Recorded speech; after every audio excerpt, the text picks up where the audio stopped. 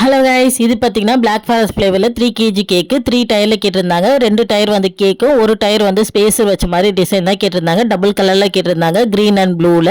அதுக்கேற்ற மாதிரி வேவி டிசைனாக போட்டு இந்த கேக்கை வந்து ஐசிங் முடிச்சுட்டு அதுக்கப்புறம் வென்யூக்கு எடுத்துகிட்டு போயிட்டோம். இது வந்து ஒரு பீச் ரெசார்ட்டில் தான் நடந்துச்சு. ஈசிஆரில் வந்து பீச் ரெசார்ட்டில் பீச் சைடில் வந்து கேக் கட்டிங் நடந்துச்சு. நல்லா இருந்துச்சு பார்க்கவே. அப்புறம் என் பையனே தூக்கி போட்டுட்டு தான் போனோம். அவனை ஒரு பக்கமாக ஓரமாக உட்கார வச்சுட்டு கேக்கை வந்து செட் பண்ண ஆரம்பிச்சுட்டு அவங்க கொடுத்த ஒர்க் ஸ்பேஸில் இதில் வந்து ஃபாண்டன்ட் ஒர்க்கும் இருந்துச்சு. அப்புறம் வந்து கொஞ்சம் பிரிண்ட் அவுட் ஒர்க்கும் இருந்துச்சு.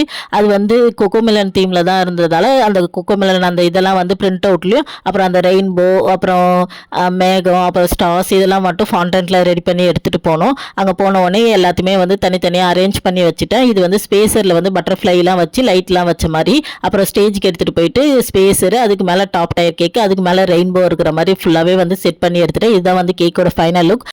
அப்புறம் கப் கேக்கும் கேட்டிருந்தாங்க. அந்த கப் கேக்கெலாம் வந்து ஸ்டாண்டில் அரேஞ்ச் பண்ணுறப்ப அந்த ஸ்டாண்ட் வேறு ஆடிச்சு. அப்புறம் அதை ஒரு முட்டு கொடுக்கறதுக்கு ஒரு கட்டையை வச்சு முட்டு கொடுத்து ஃபுல்லாகவே வந்து ஃபினிஷ் பண்ணிட்டோம். அப்புறம் கேக் கட்டிங்கும் பண்ணிட்டாங்க.